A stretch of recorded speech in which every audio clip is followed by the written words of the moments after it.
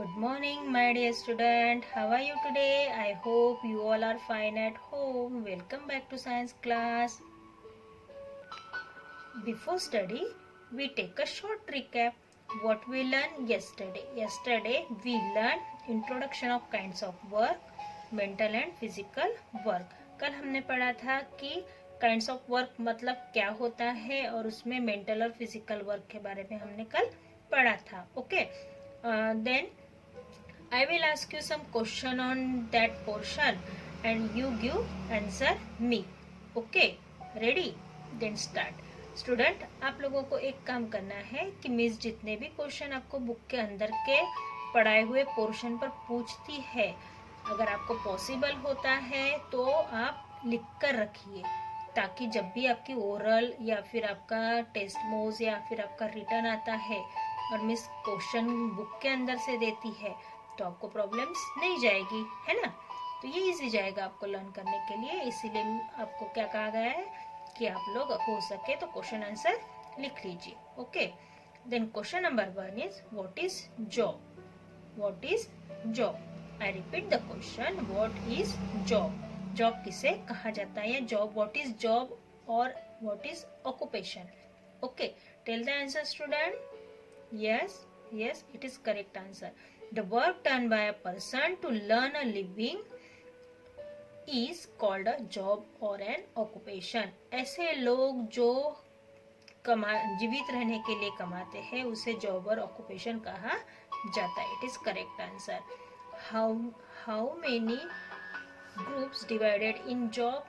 Job को कितने groups में डिवाइडेड किया गया है. How many groups divided in job. How many groups divided in job? How many groups divided in job? Tell the answer student. Yes, it is correct answer. Job can be grouped as two, mental and physical work. Okay, then question number 3. What is a physical work? What is a physical work and give two example of physical worker. What is physical work and give two example of physical worker. I repeat the question, what is physical work and give two example of physical workers. Yes, it is correct answer. Work that involve physical labor is called physical work. ऐसा काम जिसमें physical labour involve होते हैं उसे physical work कहा जाता है. Work that involve physical labour is called physical work. Examples are farmer, mason, carpenter, cobbler and rickshaw pullers are physical work. Okay, then question number 4, what is a mental work. What is a mental work. I repeat the question, what is a mental work. Tell the answer student. Yes, it is correct answer. People who work in offices also do mental work. जो लोग office में काम करते हैं या जो लोग companies में बड़ी बड़ी ऑफिसेस में काम करते हैं वो मेंटल वर्क करते हैं. Give two examples. Yes, doctor, teacher, lawyer, these are example of mental workers. Okay, today we will learn dignity of labour. आज हम पढ़ेंगे डिग्निटी ऑफ लेबर के बारे में. ओके, डिग्निटी ऑफ लेबर का मतलब क्या होता है. डिग्निटी मतलब खुद का काम खुद से करना. अगर आपको याद हो तो आपने स्वयं के हिंदी में एक लेसन पढ़ा होगा, स्वयं का काम स्वयं के हाथों से, मतलब खुद का काम खुद करना चाहिए. इसके बारे में आपने शायद हिंदी में पढ़ा होगा या आप पढ़ने वाले होंगे. इस क्लास में हो सकता है 5th स्टैंडर्ड में आप उसको पढ़ने वाले हो. ओके, तो खुद का काम खुद के हाथों से करना चाहिए. ऐसे बड़े बड़े महान जो लोग हो चुके हैं, नेता या फिर जो सोशल वर्कर्स हो चुके हैं, उन्होंने हमें यही संदेश दिया है कि खुद का काम अपने हाथों से ही करना चाहिए. जितना हम पॉसिबल हो सके उतना काम हम खुद का खुद कर सकते हैं. Dignity of labour. Dignity of labour के बारे में हम पढ़ेंगे. In Kolkata a boy name Ishwar Chandra live with his father. Kolkata के एक छोटे शहर में, कोलकाता में एक छोटा बच्चा रहता था जिसका नाम ईश्वर चंद्र था. Live with his father. वो अपने पापा के साथ कोलकाता में रहता था। ईश्वरचंद विद्यासागर नाम का एक लड़का अपने पापा के साथ कोलकाता में रहता था। His father was very poor and could not provide his son with proper lighting facilities to study at night. उसके पापा इतने गरीब थे कि वो अपने बच्चे को पढ़ाई के लिए बिजली की सुविधा भी नहीं कर सकते थे। अपने बच्चे की पढ़ाई के लिए वो बिजली की सुविधा भी नहीं कर सकते थे। इसके पापा इतने गरीब थे। Okay, Ishwar Chandra was a brilliant and hard working boy. Ishwar Chandra कैसे थे? बहुत ही होशियार और बहुत ही मेहनती लड़के थे। ईश्वर चंद्र विद्यासागर बहुत ही होशियार और मेहनती लड़के थे। Later on he become a renowned professor better know as Pandit Ishwar Chandra Vidyasagar. और कुछ ही समय के बाद यही जो लड़का था, ये जो बॉय था, वो कौन बन गया? प्रोफेसर पंडित ईश्वर चंद्र विद्यासागर बन गए, जो एक महान लेखक के तौर पर भी जाने जाते हैं। He used to do all his work himself. वो अपने काम खुद ही करते थे और वो उसी में बिलीव भी करते थे। वो अपना काम खुद करते थे। Once while traveling to his hometown, he was mistaken to be a coolie. जब वो अपने गांव गए थे या जब वो अपने गांव में थे, ट्रैवलिंग करके अपने गांव पहुंचे थे, तो उनके हाथों से मतलब किसी और ने उनको कुली समझ लिया था या फिर उनको कुली मान लिया था। Instead of taking offense, he wrapped his shawl on his head and carried the suitcase of the person who had taken him to be a coolie. उन्होंने क्या किया था? जिस इंसान ने उनको कुली समझ लिया था, तो उन्होंने क्या किया? उन्होंने जो शॉल ओढ़ी हुई थी, उस शॉल को उन्होंने निकाला, अपने सर के ऊपर राउंड अप किया और उसके ऊपर सूटकेस कैरी करके उसके घर तक उसे पहुंचा दिया। When the gentleman offered him money, Ishwar Chandra refused and said, I am not a coolie, I am a Vidyasagar. जब उस इंसान ने, उस महानुभाव ने उनको पैसे देने की कोशिश की, तो ईश्वर चंद्र जी ने उस पैसे को लेने से मना कर दिया और कहा कि मैं कुली नहीं हूँ। आई एम नॉट अ कुली, मैं कुली नहीं हूँ। मैं कौन हूँ? विद्यासागर हूँ, मैं ईश्वर चंद्र विद्यासागर हूँ। This suitcase is not so heavy that you could not carry it. ये सूटकेस इतनी भी भारी नहीं थी कि आप अपनी सूटकेस उठाकर यहाँ तक नहीं ला सकते थे। He should not be ashamed of carrying our own luggage और डूइंग अवर ओन वर्क।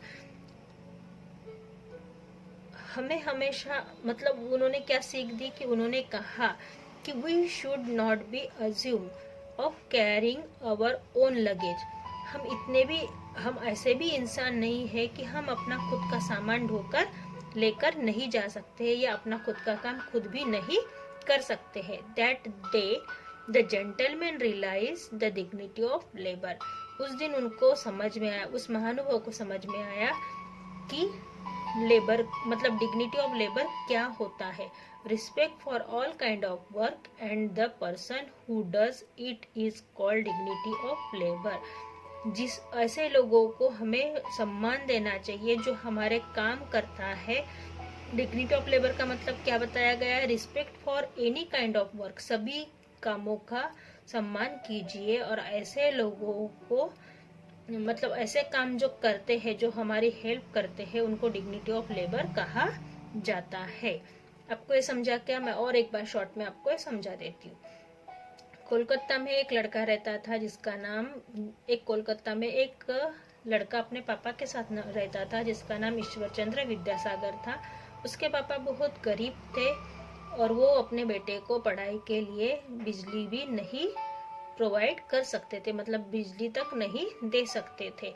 ईश्वर चंद्र विद्यासागर बहुत ही होशियार और मेहनती थे। उन्होंने कुछ ही समय में अपनी पढ़ाई पूरी की और वो प्रोफेसर बन गए और उनको पंडित ईश्वर चंद्र विद्यासागर के नाम से जानने लगे। वो क्या करते थे? वो अपने काम खुद करते थे। एक बार क्या हुआ कि वो यात्रा करके अपने गांव गए। तो जैसे ही वो स्टेशन पे उतरे तो उनको किसी ने कुली समझ लिया और उन्होंने उनको अपना लगेज ढोने के लिए कहा। तो ईश्वर चंद्र विद्यासागर ने एक शॉल ओढ़ी हुई थी, उस शॉल को उन्होंने सर के ऊपर लपेट लिया और उस शॉल को लपेटने के बाद उन्होंने उनका सूटकेस अपने सर पे रखकर उनके घर तक पहुंचा दिया। जब उन जेंटलमैन ने, उन महानुभाव ने उनको पैसे देने के लिए देखा तो ईश्वर चंद्र विद्यासागर ने उनको उस पैसे को लेने से मना कर दिया और कहा कि मैं कुली नहीं हूँ, मैं ईश्वर चंद्र विद्यासागर हूँ। और साथ ही उन्होंने ये कहा कि आपका सूटकेस इतना भी भारी नहीं था कि आप अपने मतलब स्टेशन से आप घर तक उसे लेकर आ सके। But we should not be ashamed of carry our own luggage. हम ऐसे भी इतने भी ये नहीं है कि हम अपना खुद का सामान ढोकर अपने घर तक नहीं ला सकते, अपना खुद का काम खुद भी नहीं कर सकते।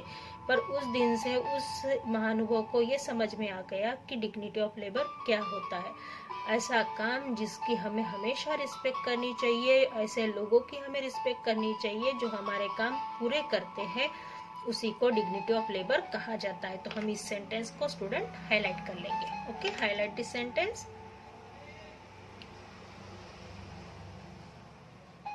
Respect any kind of work and person who does it all dignity of labor. Okay, Mahatma Gandhi के बारे में तो आप सभी जानते हो।